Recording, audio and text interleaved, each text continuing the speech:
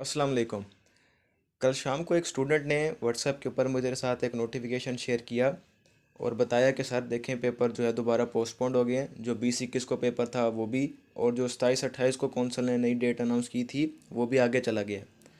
तो मैंने उससे पूछा कि भैया ये क्या लिखा हुआ है नोटिफिकेशन के अंदर, ज़रा पढ़ें। और कह रहा सर यही लिखा हुआ है। तो बग़ैर तस्दीक किए किस चीज़ का आपको पता ना हो उसको ऐसे ही आगे शेयर मत किया करें। ये सिर्फ एक नोटिफिकेशन था, मैंने उस स्टूडेंट को जवाब दे दिया और मैंने कहा शायद मामला ख़त्म हो जाएगा। लेकिन उसके बाद फिर अब तक जो है मुझे कई और मैसेज ऐसे आ गए हैं कि सर पेपर दोबारा पोस्टपोन्ड हो गए हैं, दोबारा आगे चले गए हैं। पंजाब पब्लिक सर्विस कमीशन ने जो है हमारे पेपर डिले कर दिए हैं। तो भैया जो आप बोल रहे हो ज़रा वो तो गौर तो करो, क्या बोल रहे हो। Punjab public service commission PPSC जो है वो आपका पंजाब का जो इदारा है वो सरकारी नौकरियां देता है टेस्ट की बुनियाद पे। आपके जो टेस्ट होते हैं उसके बाद जो है वो पूरे सूबे के अंदर वो सरकारी नौकरियां जैसे उनकी असामी आती है उसके लिए टेस्ट लेता है। उसके बाद वो उसकी भर्ती करता है, ये उसका काम है। उसका फार्मेसी से तो कोई ताल्लुक ही नहीं है। अब इसी तरीके से फिर आप आगे नोटिफिकेशन शेयर करते जाते हैं, वो ट्रेंड बन जाता है, हर किसी के पास नोटिफिकेशन पहुंच जाता है, फिर वो सारी पढ़ाई छोड़ के जो है इसी चीज़ के पीछे लग जाता है कि दोबारा पेपर आगे हो गए हैं, कौंसल तो जो है वो मजाक बनाया हुआ है, पेपर हमारे हो नहीं रहे। और इस चीज़ को या फिर वो किसी से कंफर्म करते हैं, किसी से नहीं करते, और फिर एंड टाइम में पता चलता है कि पेपर याद नहीं और पेपर सर पे आ गया। तो पेपर आपका 27-28 को जो डेट आ गई है फ़ेज़ 2 की, वो उसी दिन होगा। और जो पेपर 2 आपका लीक हो गया था वो 28 जनवरी को फ़ेज़ 2 के साथ ही होगा। ये notification Punjab public service commission का है, ना कि पंजाब फार्मेसी कौंसल का। तो ये डिफरेंट चीज़ें हैं। पहले किसी भी नोटिफिकेशन को पढ़ लिया करें। और इसके बाद फिर मैंने जाके इनकी वेबसाइट पे भी देखा कि शायद उन्होंने आगे कर दिया, तो इनकी वेबसाइट पे भी अभी तक ऐसी कोई चीज़ नहीं आई हुई।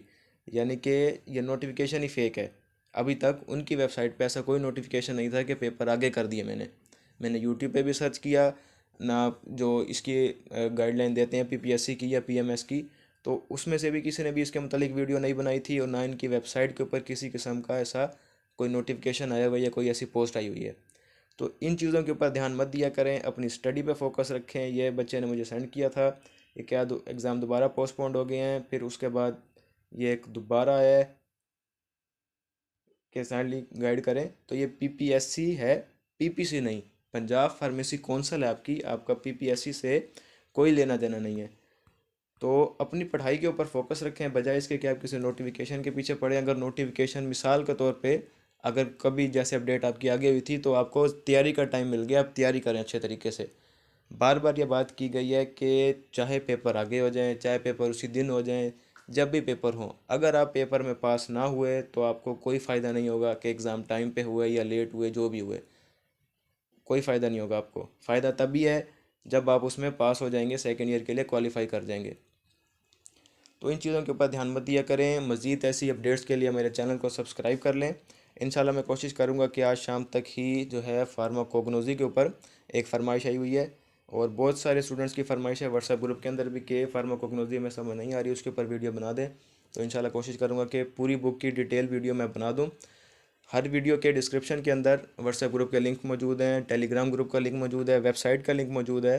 आप उसे भी जाके लाजमी विज़िट किया करें। अल्लाह हाफिज़।